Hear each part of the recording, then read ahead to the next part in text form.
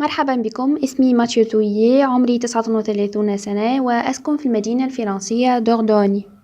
متزوج، لدي 3 أطفال وأقدم لكم هنا عائلتي. Life is bliss، الحياة نعمة، هذا هو شعارنا.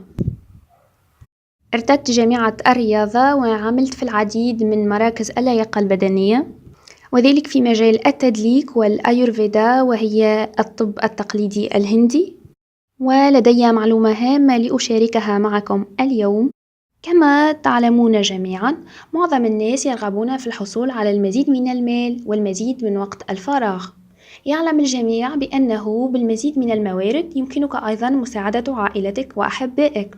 بعض الناس الذين حافظوا على عقل متفتح وجدوا نظاما يسمح لهم بالحصول على كليهما، وذلك دون تعريض ما يقومون به في الوقت الحالي للخطر. ومثل معظم الناس، قد يكون لديك مشروع أو فكرة تريد إنجازها، كأن تدفع نفقات دراسة أطفالك، أن تجدد منزلك أو شقتك، أن تذهب في رحلات وسفرات عدة مرات في السنة، أو أن تقدم الكثير من الهدايا لأحبائك، أن تبتدئ المطعم الخاص بك، أو أن تطلق العلامة التجارية الخاصة بك في الملابس مثلا. مهما كان هذا المشروع، صغير متوسط أم كبير، إذا كان هذا المشروع مهما لك وترغب حقا في تنفيذه، يمكنك فعلها.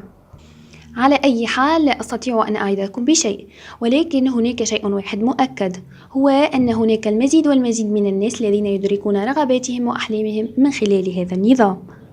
من ناحيتي، فقد اكتشفت التسويق الشبكي في سنة 2007، ما يسمى أيضا بالتسويق الذي يعتمد على العلاقات الاجتماعية أو ال MLM، أو ما يسمى بالمالتي ليفل ماركتينج. ببساطة أكبر، البيع مباشرة، البيع بالمنزل، أو بطريقة من الفم إلى الأذن. على كل حال، هناك نقطتين قد استرعتا انتباهي، وأنا مثل الجميع لدي مشاريع كثيرة أريد تحقيقها، وأدركت بأنه إذا بقيت أعمل كأجير فلن أستطيع أن أمول كل هذه المشاريع. إذن التسويق الشبكي هو حل اقتصادي. النقطة الثانية التي جذبتني هي التنمية الذاتية، وأدركت بأن التسويق الشبكي هي مدرسة رائعة للتنمية الذاتية. إذن في السنوات الأولى قد عملت بنصف وقت، فعملت على تنمية نشاطاتي في المساء وفي عطلة آخر الأسبوع، ومنذ عام 2010 أصبحت أعمل بوقت كامل، وأصبح هذا هو مصدر رزقي الأساسي منذ عام 2010. ولكي أكون صريح معكم، فقد واجهت العديد من الإخفاقات والإحباطات. نصيحتي لكم من أجل تحقيق النجاح هو أن تفعلوا مثل نانسي وليس مثل ألبرت. أعلم بأن أغلبية الناس تحب الاستماع للقصص، لذلك دعوني أخبركم بقصة نانسي وألبرت. بدأ ألبرت ونانسي عملهما بنفس الشركة، على نفس المنتجات، بنفس نظام الأجور، في نفس الوقت وفي نفس المدينة. عمل مع نفس المدرب وبنفس الذكاء، بنفس الدوافع وبنفس عدد ساعات العمل، إذن في نفس الظروف تماما. النتيجة هي أن أعمال نانسي تتطور بشكل جيد للغاية. هي تدرك جميع مشاريعها وأحلامها لأنها تكسب الكثير من المال، وبالتالي فهي سعيدة جدا. في المقابل، ألبرت يتطور نشاطه قليلا جدا، لا يستطيع أن يدرك مشاريعه لأنه في ضغوطات مالية وهو مكتئب. ما هو الفرق بين نانسي وألبرت؟ إنها الخبرة أو المهارة. فنانسي قد تعلمت وطبقت، فاكتسبت بالتالي الخبرة أو المهارة اللازمة.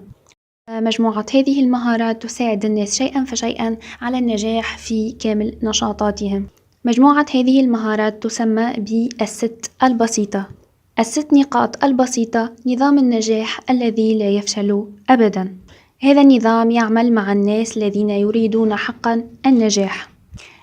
الناس الذين يتبعون هذا النظام يحددون أولا أهدافهم في هذه الحياة ودوافعهم، يتعلمون أيضا كيف تعمل عقولهم، يتعلمون كيف يستعملون أدمغتهم لخدمتهم وليس ضدهم، ويتعلمون كيف ينظمون حياتهم، كيف ينظمون نشاطات جناس من أجل أن يكونوا فاعلين أكثر ويحددوا أولوياتهم من أجل أن يثمنوا وقتهم.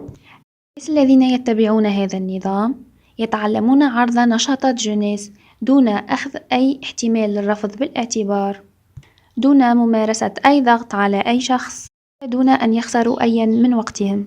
يتعلمون أيضا كيفية إلهام الناس لتجربة منتجات، وكيف يصبحون مستعملين راضين، وكيف يبنون فريق. لماذا فريق؟ لأننا سوف نرافقكم وسوف نوجهكم، سوف نعلمكم كل المهارات على الميدان، وذلك يدا بيد، ولأننا سنقول دائما نفس الأشياء وسنتحدث عن نفس المهارات. تبدأون بالتعلم تدريجيا، ونسمي هذه الطريقة ب6 نقاط البسيطة لأنها في الحقيقة بسيطة، بحيث يستطيع حتى الطفل ذو 10 سنوات فهمها وتطبيقها. من أهم نقاط قوة هذا النظام هو أن الجميع يعلم ماذا عليه أن يفعل وماذا عليه أن يقول. هناك طرق توضيحية وتعليمية بحيث يكون العمل احترافي وفي نفس الوقت ممتع. هدفنا واضح جدا، وهو أن تحققوا المشروع الذي تريدونه.